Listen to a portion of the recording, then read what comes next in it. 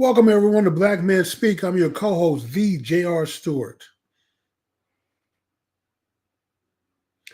And my other co-host is Tommy Duncan. It looks like his connection may have froze. He'll be back. Anyway, and I am. There you go. All right, Introduce Jimmy. yourself, Tommy. All right, ladies and gentlemen, it is Wednesday. No, you're. Who are you? Oh, you are. This Tommy D. Duncan III, otherwise known as TD3, Jimmy. And yes, if it is Wednesday night, we definitely know it is Black Man Speak. If you haven't already, please hit the like button to help us with our numbers. Subscribe to our channel.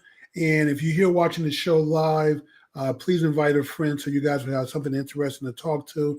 We want to give a shout out to Liquid for providing our theme music, to our own studio and Forest Films for subsidizing our virtual studio.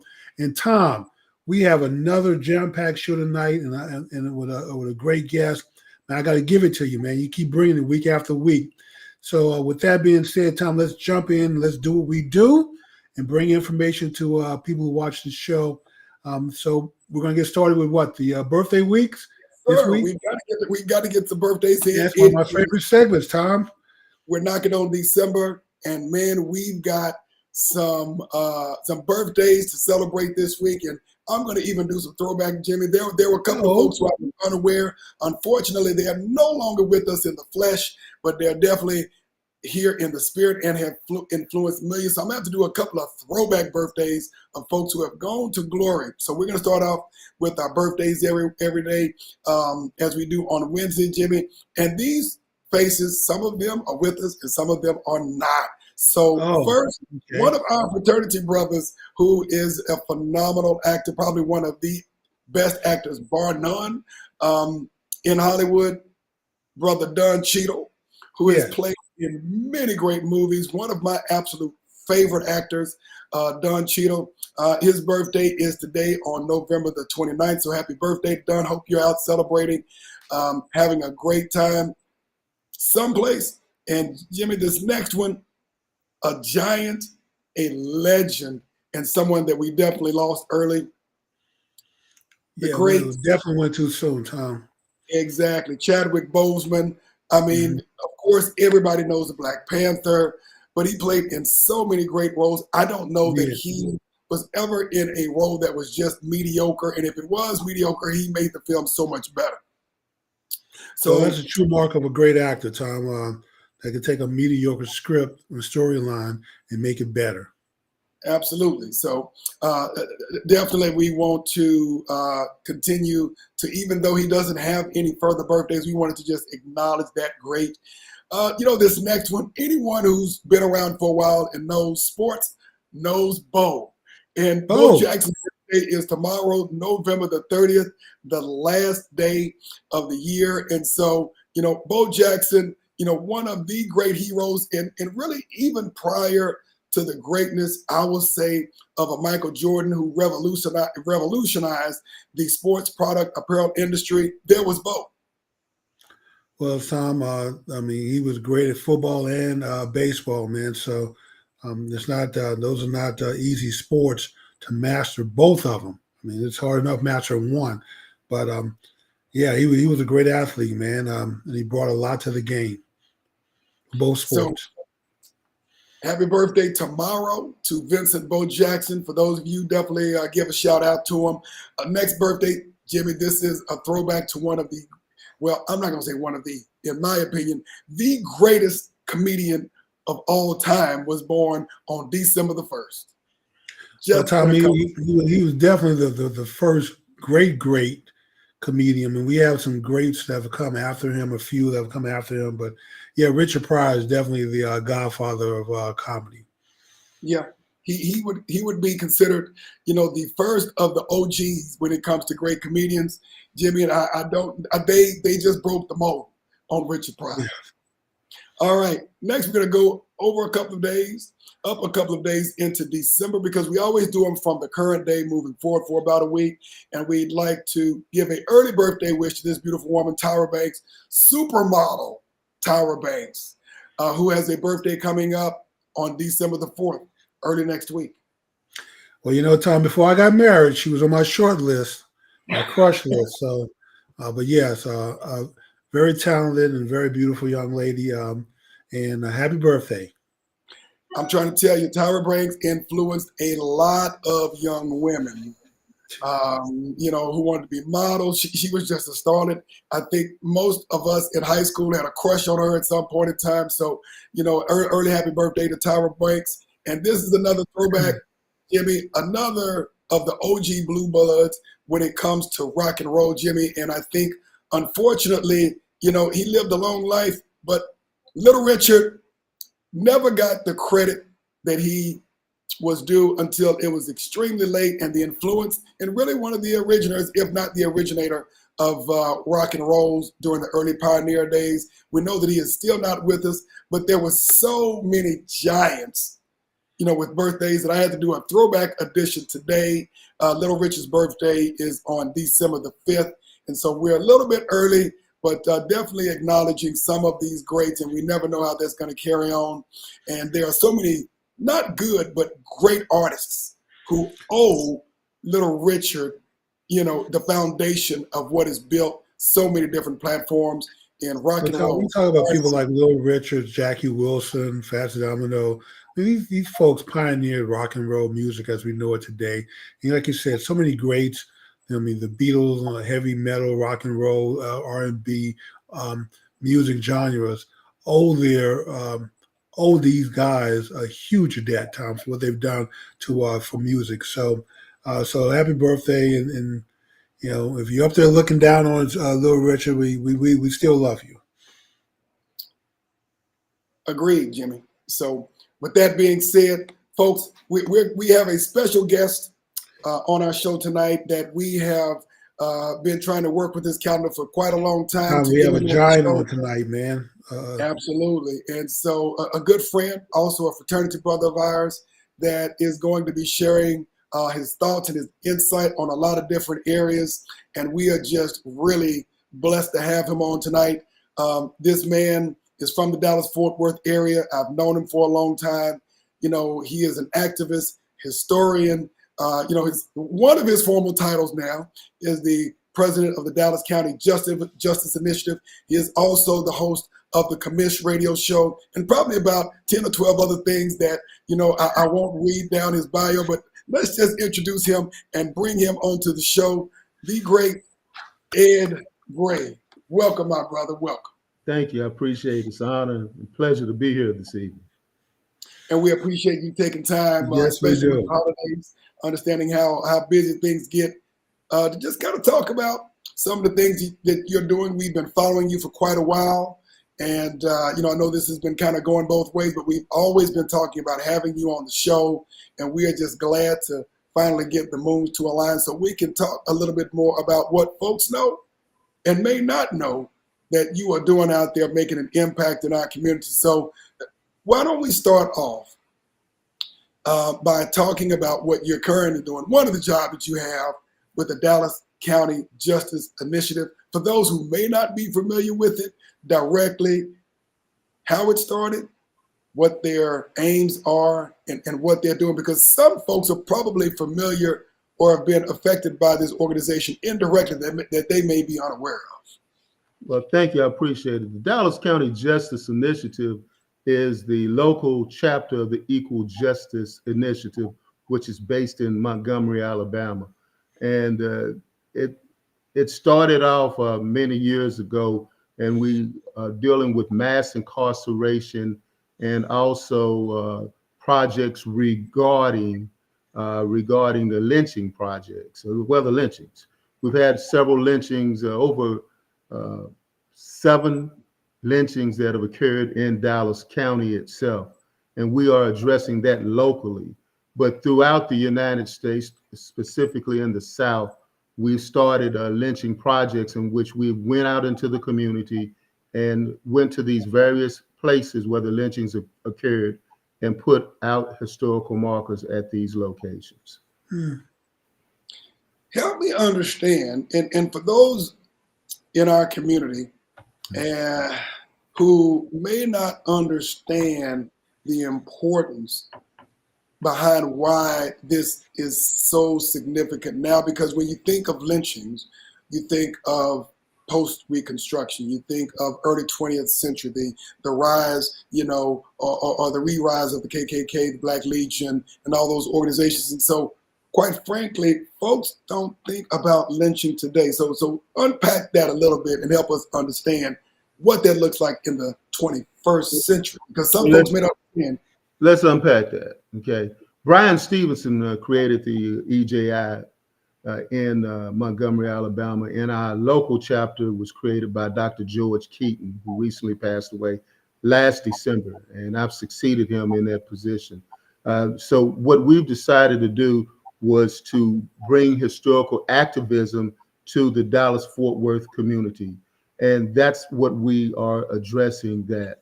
You said something about lynchings and how we think that those lynchings occurred way back then, but I like to contend to you that William Allen Taylor, who was lynched at where we now call Trinity Overlook Park, which is also West Dallas, which is also on the levee. We also talk about Alan Brooks, who was lynched downtown at Ackett Street in Maine. We have a historical marker for that.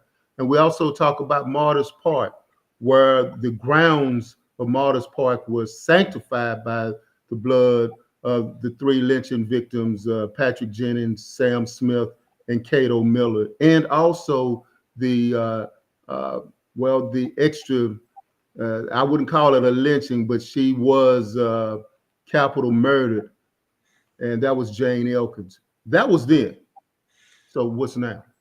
What's now is James Byrd that happened in, down in Vidor, Texas. So what has happened now is that we have other people who were lynched as well throughout the United States. All of these police killings are forms of lynchings as well. That's what we're talking about. But we're not putting up historical commemorations of that. But we want to tie all of this in together because African Americans have been lynched in this country from the 1860s to the present day. So that's what we're talking about.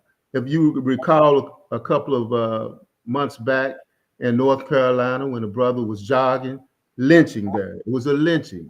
So we have these lynchings occurring all of the time, but we have to remember historical activism is going back to bring the issue forward so we don't live in the past. So when we put these markers up, that's what this is about. Okay. Brother Gray, is the goal to strengthen hate crime laws or punishments on the books? I mean, what's the end game look like?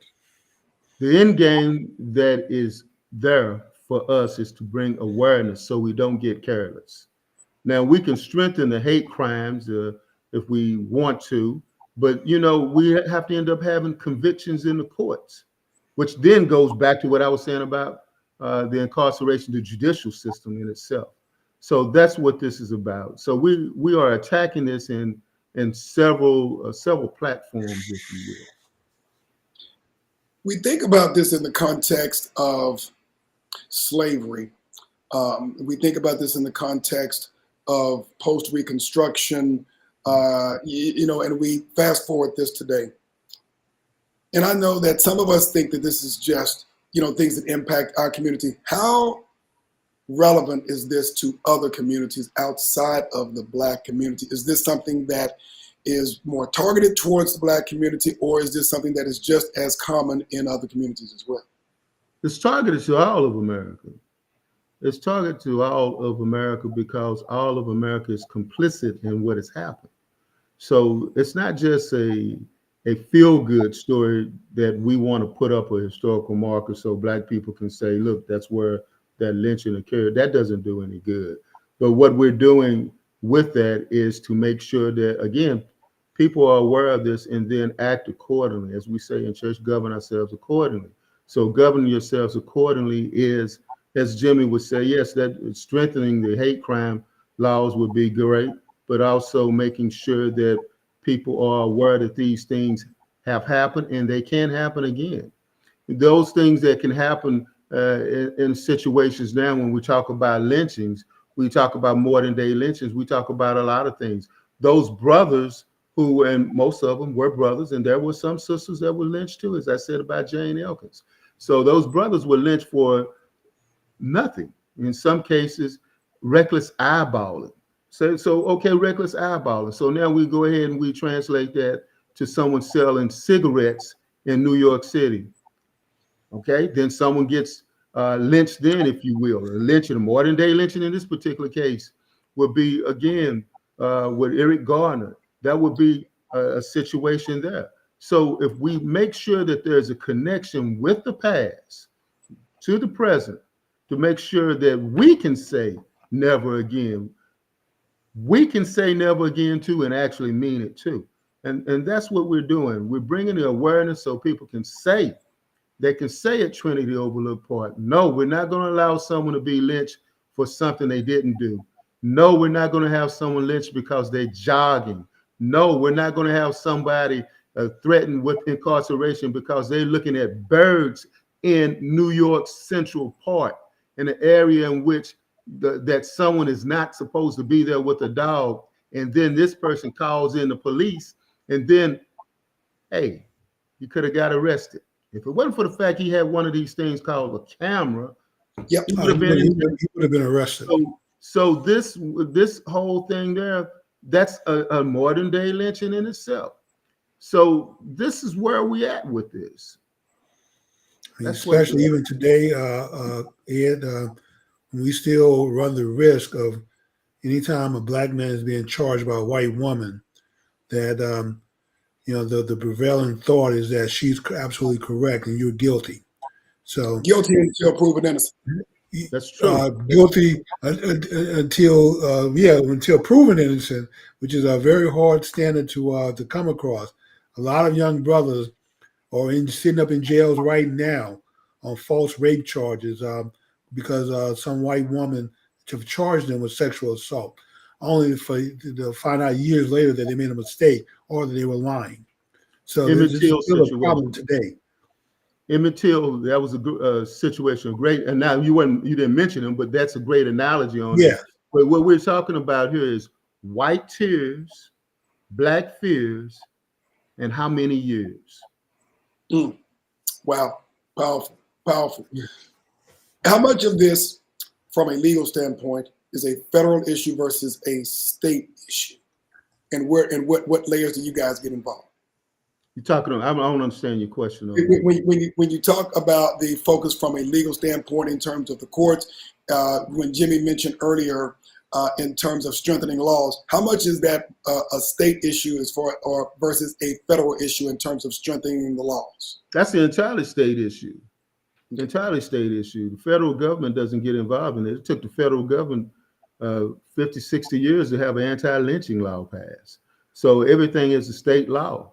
And that's where you're at. If you recall that the governor of the state of Texas passed the hate crimes bill several years back, but it was weakened down at that. So that's where that comes from, which goes to Jimmy's point about strengthening those laws. But what we need is people to be involved in it in order to strengthen it, because otherwise than that, nobody would really care. And that's where this organization is about, what this organization is about and what we're doing.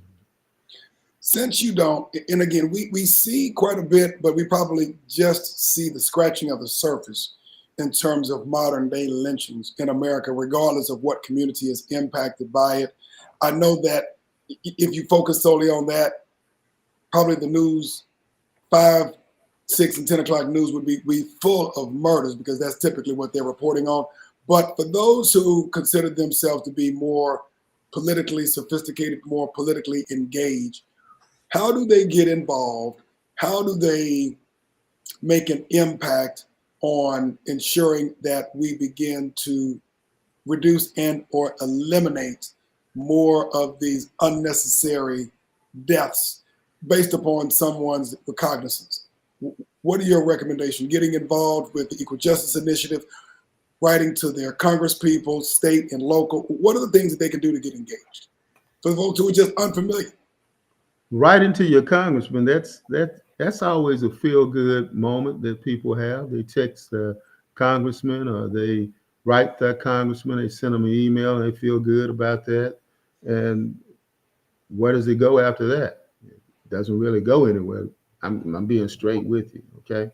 So what do you do with that? You have to apply that pressure continuously, apply that pressure to your congressman or congresswoman in this particular case, as well as we are in Dallas, and make sure that's taken care of.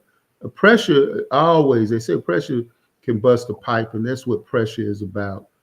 So that's what needs to happen in regards to that. So we continue to put this pressure on the institutions, and the institutions in this particular case would be the judicial system, and it would also be the government. And I mean the government in this case, it would be your various governmental bodies. So you put the pressure on them on that we must stand up about any time we see something that is a modern day lynching, like Mr. Floyd passed away, not passed away. That's a bad proper word, because he didn't pass away, because pass away meant he would have died peaceably. Yes. He was murdered. He was killed. He was lynched. When somebody puts their boot on your neck with the full approval and consent of the government, that would be a modern day lynching. And see, my concern with this has been that through the years with 2020, the pandemic, when we had what I termed the pandemic of hate, and then what ended up happening is when Mr. Floyd was lynched, all of America saw it on TV. They saw it on TV. It was the equivalent to Emmett Till. When Miss Till sent back the body of her slain son and had the funeral where everyone could see the picture of it, we saw it in live color happening every single second. And we were able to apply pressure on that. We were able to apply pressure on that with Sandra Bland. I spoke with Sandra Bland's mother. We were able to apply pressure with that, but also there are other people who apply equal pressure. Every time we apply pressure, other people apply pressure back on us to weaken that. That's why we need these organizations to stand up. That's why I'm on your show tonight. Black Men Speak, so black men can speak, black women can speak, so we can make a change. We can make a difference. This is not no song. This is what is real, and this is what we're doing. So Ed, my disappointment when these things happen, let's say George Floyd, for example. This tactic that was used against him was in their police handbook, approved by their police chief, hired by the mayor, approved by the city council. And somehow when these things happen, everyone runs and no one is accountable. So, Chalkin, obviously he carried it out, but this is what he was trained to do. This is what he was instructed to do by his police force. And yet somehow the chief doesn't get reprimanded, doesn't get punished. The mayor, the city, all these folks approve these tactics. The police work for the mayor. The police chief works for the mayor. How all these people escape punishment, and only a handful of people, actually get punished.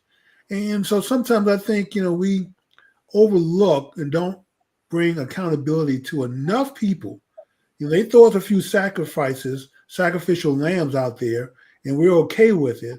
But the reality is that entire system, not just there, but in many places around the country, needs to be questioned. I know we've talked about the police training on this show before. People need to get involved, know what's in that handbook. And if you don't like the tactics that they're teaching officers to use, get involved, work from within, do something about it, and change the rules. Don't wait till another person die for you to get upset, only for you to, for them to throw an officer or two out to sacrifice, and the corrupt system stays in place. So you're doing the right thing and fighting and attacking the system itself. Well, thank you. I appreciate that. And I listen to your show all the time, man, and your questions are very long, man. And they're I know we apologize for that. But we're really on the show. Jimmy, Let me talk to your question, man, because I that feel comes from being Look here, man. I want to talk to your question because I feel your strength, and this is the way I am, the way I talk. So the real deal on this, like you said, with George Floyd, you throw a sacrificial lamb out there, and I heard the showman say this past week, because they talked about him incidentally, he was stabbed the same week he had a conversation. So he was saying, I follow the rule book. This is the rule book that's in here. And you also pointed out earlier when you was doing your birthdays, you had Richard Pryor. Now, Richard Pryor, many years back, for those people that are listening in, they don't know nothing about no Richard Pryor. I used to listen to him all the time. He used to say the LA police had a chokehold. That was one of his jokes, a chokehold. So this is nothing new. Right. You're dealing with a chokehold. And now you notice that all these people have died, chokeholds. Eric Garner, chokeholds. George Floyd, chokeholds. These are the things that we need to address here locally, just like you said, locally. So we have citizen police review boards, strengthen the citizen police review boards, have a citizen police review board here in Dallas, strengthen that. Make sure that they listen to the people, whether you don't have that kind of thing. You go back and you look at some of the things that we have on, since we're on YouTube, they can go ahead after, of course, they watch all the shows on Black Men Speak. Go ahead and YouTube some of the Dallas police incidents and what they have. And this is something we need to address locally. That's the next stage. The next stage after all of these commemorations of the lynchings, which will be ongoing, but that's the next stage to address police actions and to also address mass incarcerations. That's what we're about. So I don't want nobody thinking that the only thing we're doing is putting up another historical marker about a lynching. See, there's another where another brother got lynched at, and now life goes on. We have to make this relevant, make it relevant, and that's what this is about. Historical activism is about making the past relevant to the day, because some people don't care about what happened in 1865, 1965, 2021. They only care about what happened in the last hour or so. So we need to address these hours that we have. What, in your opinion, is, if you think about this strategically, because once you begin to push back on certain tactics that are used by the police, who have a very difficult job in order to restrain someone, sometimes you get this anti-police narrative going on, where you're against the blue. No, you're not against the blue. You're pro-life and you're pro-unnecessary death. How do you find the balance in the messaging of strengthening these laws and saving lives in such a way that you don't get labeled as anti-law enforcement and or anti-blue? Is that a relevant question? That's a relevant question. Part of the anti-blue is a strategy and tactic to minimize Black fear. See, police traditionally have been taught to police Black people, and offer security to white people. So anytime that we have a complaint against our security, we are minimized. Now, how do we handle that? That's great that I said that. How do we handle that? How we handle that is by making sure that people realize that when we have these conversations about the police, we're strengthening the police as well. Somebody breaking my house, I want to call the police. I don't want to call somebody else and they say, I'll be over there, I'm around the corner. You know what that means. Around the corner, you Black, you automatically know what that means. They ain't left the house yet. So what we're doing now is we want to make sure that we strengthen the police because we need them. Yes. If we hire more African Americans, more Black people into the police force, then that'll be great because they're the ones who know how we are. They know when we raise our voice, we're just excited. They know when we come to somebody, we talking with our hands like that, they know not to be threatened. A lot of these cases are cases in which young cops or white cops are afraid of big black men. And the big black man may be 4'5", but the blackness is what they're afraid of. So that's what we're about. We want to make sure that we strengthen the police, but also make sure they have the training. That's why I said, go back to training. Go back to training. But it has to be meaningful training. It shouldn't be the type of training where somebody reads a book or they read something out off the screen and they go to sleep and they hit the button and they go like, I passed it. But they have to do that as well. So before we move forward, I'd like to acknowledge a couple of folks who are on our chat line who are engaged in the conversation. So I want to thank Audrey K. Booker, my cousin, for joining in from the DFW area. Good evening, Audrey K. Thank you for joining us. Ms. Tanya Hall, the news and radio host and KGGR. Thank you for joining us this evening. Brother Gregory Harrington out of the Austin area. We want to thank you. Says Brother Gray's doing great work in keeping the urgency of justice alive. And Brother Gray, by the way, it looks like we need to probably correct the spelling on your last name on the, I don't know if you can rename it on there, but it's Grau as opposed to Gray. So if you can rename that, that's fine. If not, we'll keep it moving. Brother Frederick V. Roberts, Esquire, Attorney Frederick V. Roberts, Esquire from Prairie View, Texas, Prairie View A&M University. We want to thank him for joining us this evening. Of course, our good friend and brother, Asar Al-Kabilan, also known as Uncle Asar, out of the Austin, Texas area.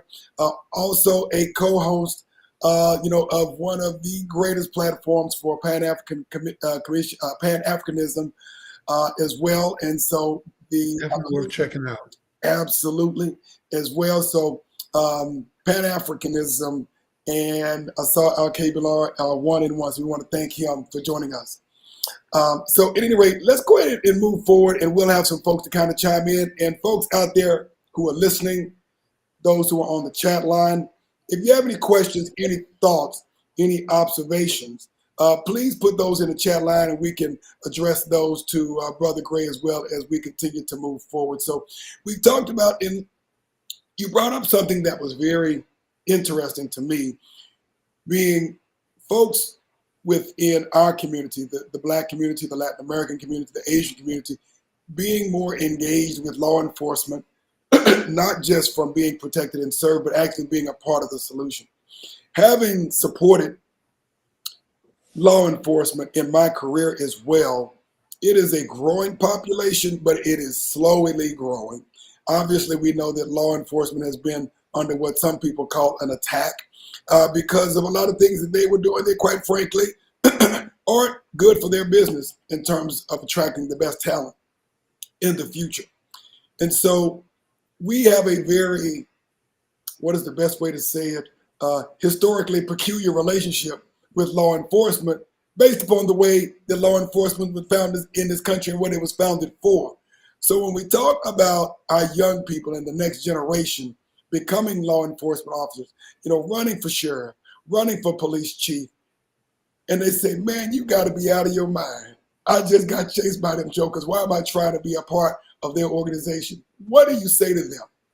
So you won't get chased by those brothers in the organization. I mean, that's the reason why.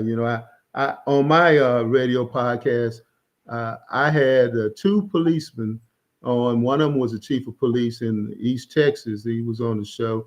And, I always have music interludes on my show. And I played a song by, I believe it was NWA, and that got their attention, and they laughed it off. But, that's the comfortable relationship I have with the police. But I can speak for myself that I've had guns pulled on me 3 times by the police.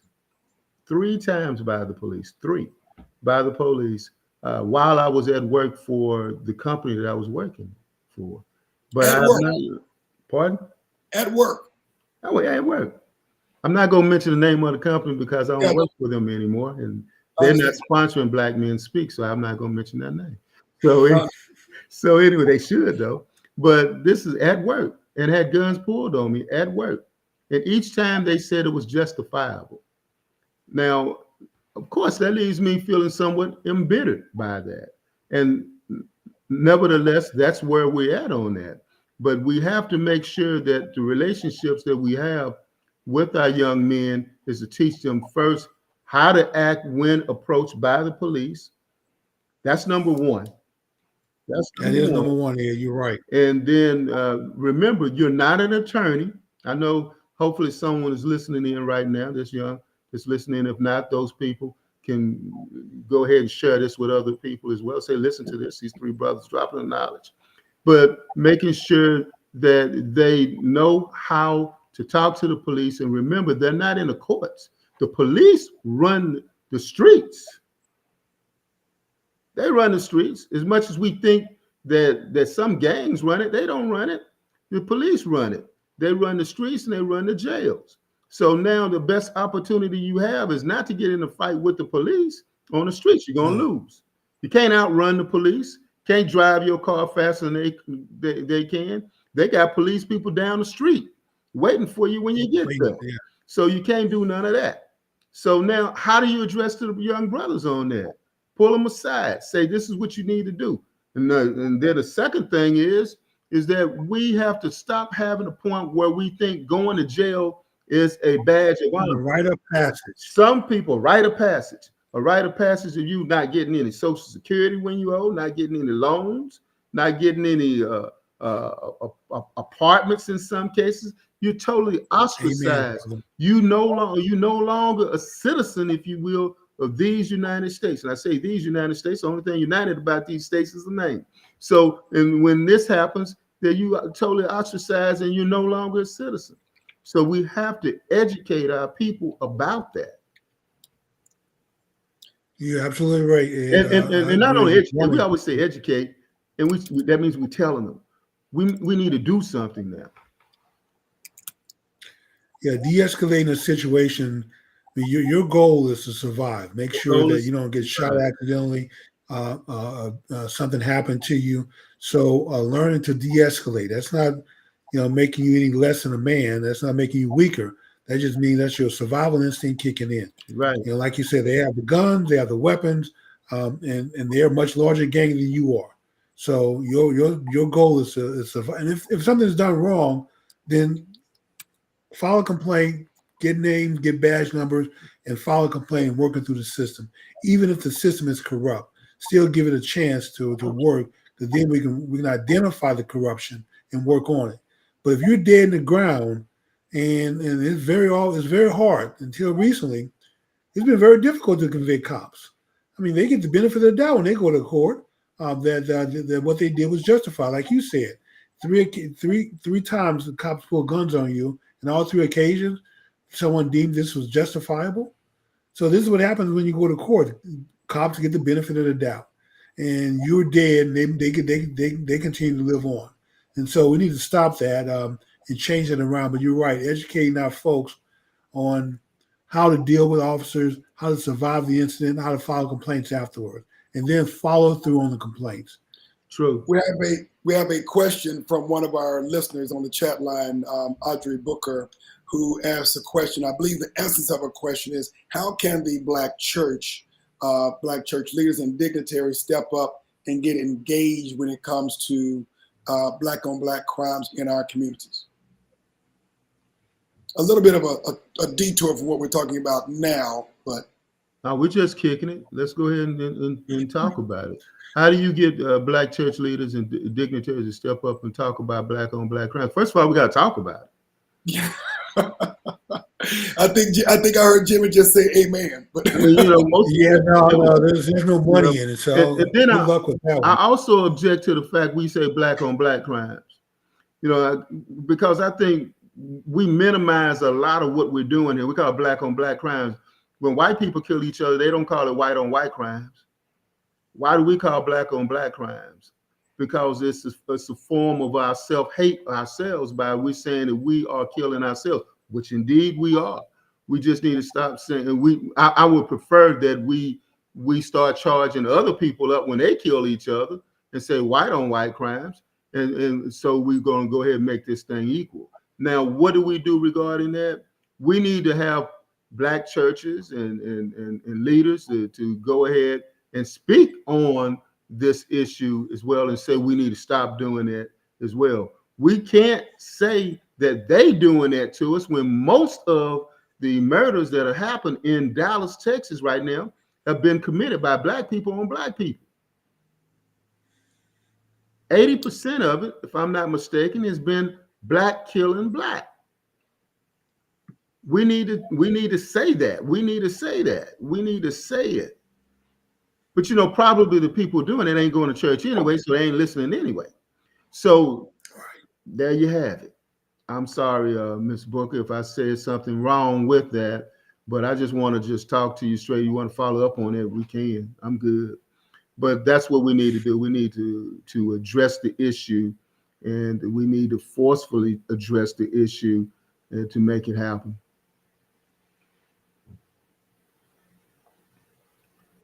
Did we lose Tom? Oh, he stepped away. Guess he's coming back. Hey, let me ask you this. I'm going to take a little detour and pick your, since we're just talking. Up in Chicago, Black people are starting to become very vocal about having illegal immigrants dumped in their area. Mm-hmm. And the fact that the city seems to be doing more for the illegal immigrants than they're doing for the Black residents who are American citizens who help build the country. Seems like we're doing more for the outsiders than we're doing for our own people. Do you have an opinion on this, or you have any comments that you would like to share? I knew he was going to ask that one. Okay, then you prepared this. I knew he was going to ask that one. So the illegal, they're not illegal immigrants. They're undocumented immigrants. And it is against the law for them to be here, and they get fined.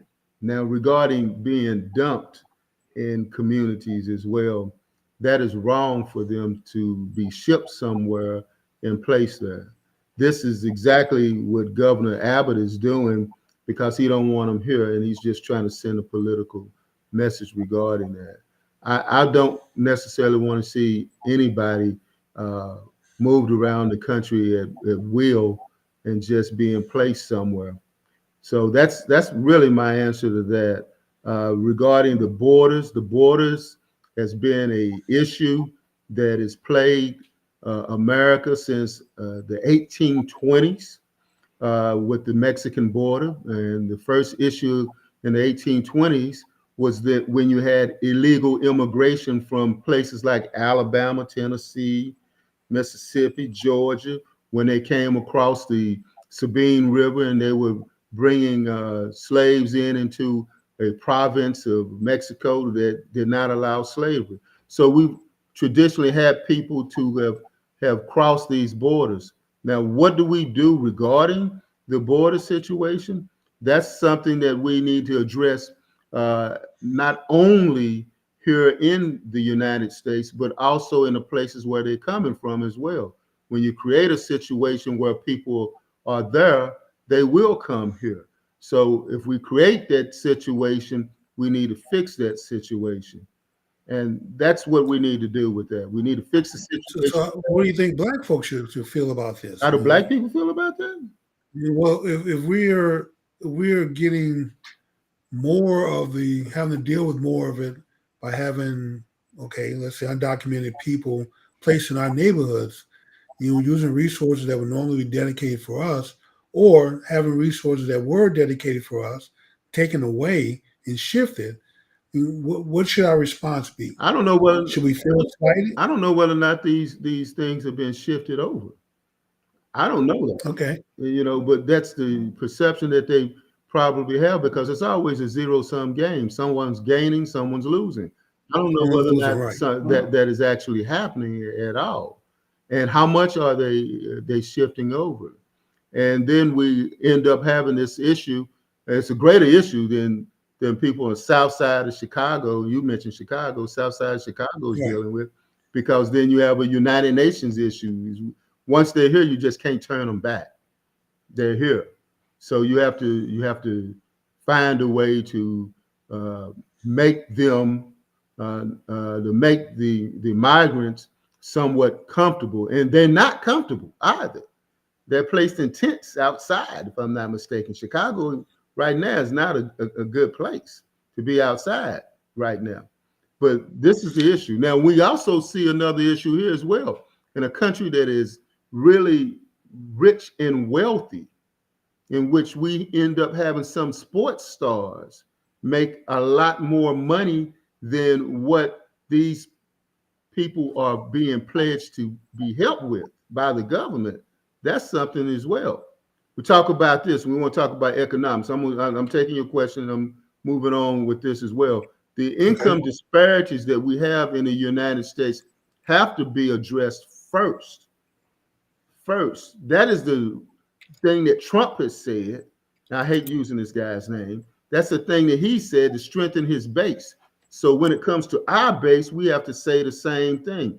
If the government and the United States government, the median wealth in the United States is $171,000 for a United States citizen. $171,000. If I was over in another country, I'd want to come here too. So now they want to come here. The migrants want to come here, but they're saying that they're taking away money from us. Do you know what the median income, median wealth in the United States for African American is? $17,000. Yep, we've discussed that many times. $17,000. That's before they even got here. So we need to address us first. So if you address us first, so we wouldn't be at 17,000. That's bottom line. $17,000. Do you know what you can buy for $17,000 on a parking lot, car lot? A Mitsubishi Mirage. Not very much. My You can get the Mitsubishi. Now with tax on light to that. Now, the only reason why I'm saying that is because I want to illustrate a point. Mitsubishi ain't paying for this, but I want to illustrate a point. A Mirage, $17,000 is worth more than the median wealth of an African American. So we're not getting anything in the first place. So they're not taking any wealth away from us. We only got $17,000. Yep. That brings up a very good point. And I love the way that you put that into context in terms of a Mitsubishi Mirage, because a Mitsubishi Mirage is definitely not a Chevy Escalade. It's not a top line car, man. That's like having, I'm not going to say anything bad about it. I had a Martin joke I wasn't going to Why don't we do this in the interest of time? We have about 12 minutes left, and I want to make sure that we reserve enough time to kind of talk about a couple of things, or maybe one or two things before we close out, because this is a rich conversation, and we already had to start scheduling your next show, because there are a couple of things that we haven't even scratched the surface on that I wanted to talk about. But we're going to blink. We'll get through the end of this holiday, and then we're going to be looking at 2024.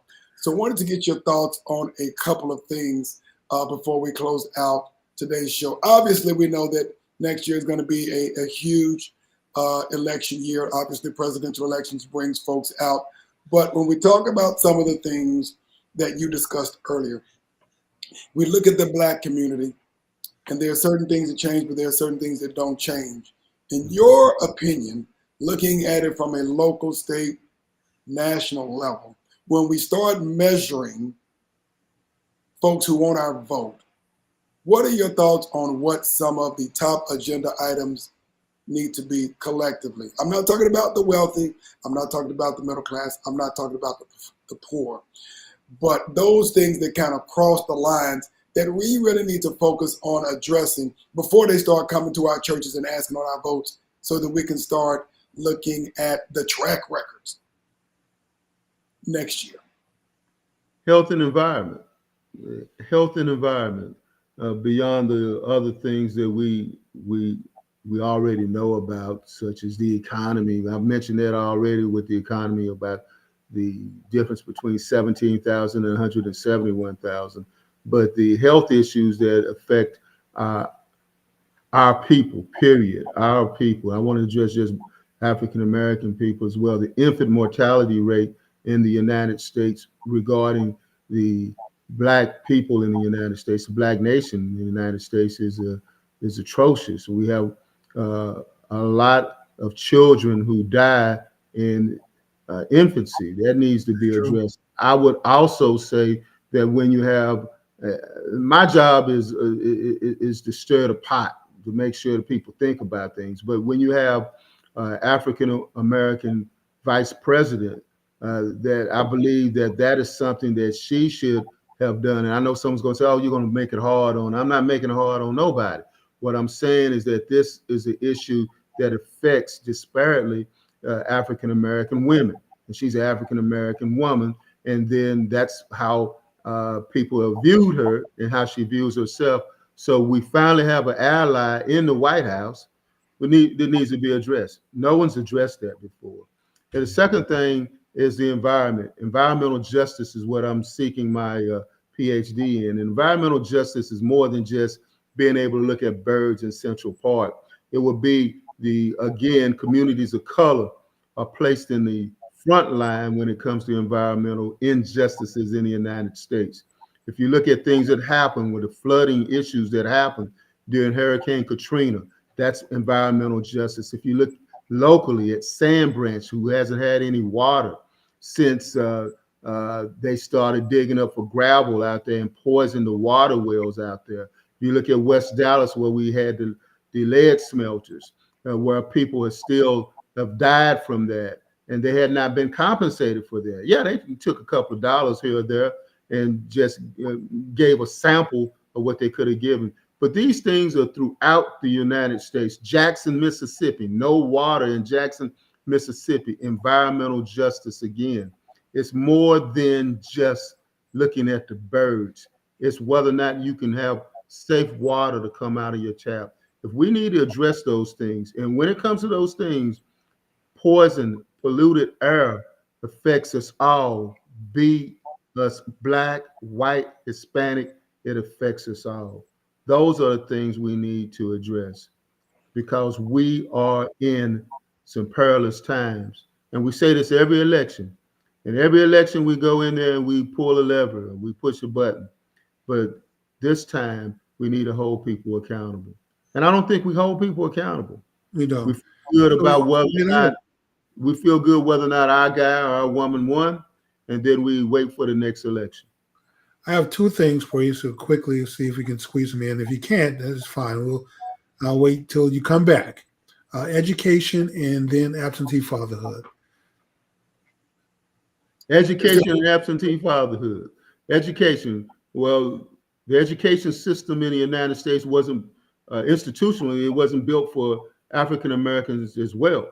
And the reason why we have a public school system is because the Freedmen's Bureau decided to go ahead and make sure education was possible for Black and white illiterates to learn how to read and write. Now we have a separate but unequal system. And we need to make sure that this system becomes level across the playing field. And I also believe, and I ran for a school board over in Arlington many years back, but I also believe that America's education system is a great education system because everyone want to come here, but we need to make sure our educational system is built up, needs to be built up, because we have low standards already when it comes to education. Right. And I've been checking out your show before in the past, where we have these young scholars, brilliant scholars. We need to move it up. So if everybody wants to get an A, they need to try to get an A and not just settle for a C and pass. So right. Education, what was the other one that you said? Absentee fathers. Absentee fathers. Absentee fathers. Well, absentee fathers, it speaks for itself. We need Black men to be involved in the community, to be involved in their family, to step forward and protect. They need to be the police of the family. Protect and serve. Protect and serve their families. And that means more than just coming home on Friday and saying, I'm waiting for the football game. No, those are great thoughts, and I appreciate that. one of the things that I wanted to ask before Jimmy did have a specific question, and we were talking about environmental justice and what some of those issues look like. Not a federal issue, but food deserts. We've talked about it lightly on some of our shows before, but it's interesting that it seems like in order for Black folks to get access to healthy food, fresh fruits and vegetables, things of that nature, that they've got to drive to and or live in predominantly non-Black neighborhoods to get access to quality food stores and healthy foods and vegetables. I don't know what bucket or category that would be put in, but that's something that I think, because it has such a significant impact on our overall health, which we can say is also on the road to a disaster track, is extremely important as well. What are your thoughts on that? Well, my thoughts on that is that you're exactly right on that. And my also thoughts about that is that Hispanics don't talk about food deserts. They have grocery stores in their community, and they are right next to our community as well. Right. We're the only ones talk about it as a food desert. They never talk about a food desert. We're the only ones talk about a food desert. We need more people like the Gibson family that has a grocery store in West Dallas. They have a grocery store in West Dallas where I buy my greens from because I want to see the black dollar change. I've been there. So that's what we need to do. Is we need to talk about. We need to have our people to go ahead and stop complaining about a food desert and make it rain. So if we can make it rain in the club, we should be able to make it rain right here in the neighborhood. So that's what we need to do. We have too many people. We have too many people making too much money. The 13th largest economy in the world, if I'm not mistaken, 13th largest in the world. That's like 180 some countries. And we're sitting here talking about there's a food desert. There's a message in this. Wake up. Yeah. Well, I mean, Jimmy, I know you have spoken to this several times, that your opinion, and I can't disagree with you on that, is we cannot wait on the wealthiest, 1 to 2% in the world to solve those problems, because for whatever reason, it just doesn't seem like the political will for those who have the resources. It would be the easiest to help solve these problems. That is going to have to be folks in our cadre if we're going to solve these problems. And actually, I don't recall the name of it, but I know that there is a grocery store that was opened by some brothers. I want to say it was in the Midwest. I don't recall the name of it right now. Some young cats, I believe 1 or 2 of them were physicians. And there's also, I believe, a healthy food grocery store in the Houston area whose name I forget. I'll have to go back and research that as well. So there is still hope. But again, to your point, when I drive around Dallas, I see Latin-inspired grocery stores like La Fiesta. I see Asian-focused grocery stores. I even see African grocery stores that have, food to their palates and their culture there. But some of the cooking is eating as people in the country. We've been cooking longer than anybody else, as I say. That other folks only been cooking for 60 years because we were cooking it up until about the 60s or 70s. Yep, and that's the point. That's generally speaking the point. You can't expect people that you say oppress you to save you. Right. And that's what we do. Gotcha. Well, we are about 1 minute from the top of the hour. Man, this has gone fast, and I knew it was going to happen that way. So we're going to have to next focus on getting you back on the calendar sometime in 2024, because we got some stuff to talk about that we didn't even begin to peel back the onion on this. So we appreciate you. We'll give you an opportunity to provide some closing remarks, Brother Gray, and then we'll close out tonight's show. Well, first of all, again, I'd like to thank you and Black Men Speak, Mr. Stewart, Mr. Duncan. I appreciate what you brothers have been doing. I've been telling people about you. I will obviously tell more people about you as well. But I believe it's important for us to make sure that we move forward and do more than just lip service, those same old words that we always say, but we need to actually put some muscle behind the words and move forward with that. And I also like to thank all of those people who gave their comments as well. They could follow me on Twitter, Ed Gray 1906. Instagram, Ed Gray 1906. I know. I think I heard you when you said There that. you go. And also my YouTube channel, Ed Gray, the Commish Radio Show. So thank you for tuning in, and follow me there as well, on YouTube as well. We drop our shows on every week. And again, thank you again. All right. And folks, if you can't watch the show live on Saturday, go catch the YouTube channel. All the shows are there. They're well worth going back and watching them. Thank you. I appreciate it, sir. Mm-hmm. Thank you, my brother. Happy Founders Day to all the brothers of Alpha Phi Alpha Fraternity Incorporated. A5. Well, with that being said, everyone, we'll call it a show, and we'll see everyone back here next week. Any last words, Tom, before we close out? Tom? Oh, this connection froze. Okay, well, I'll just say goodbye.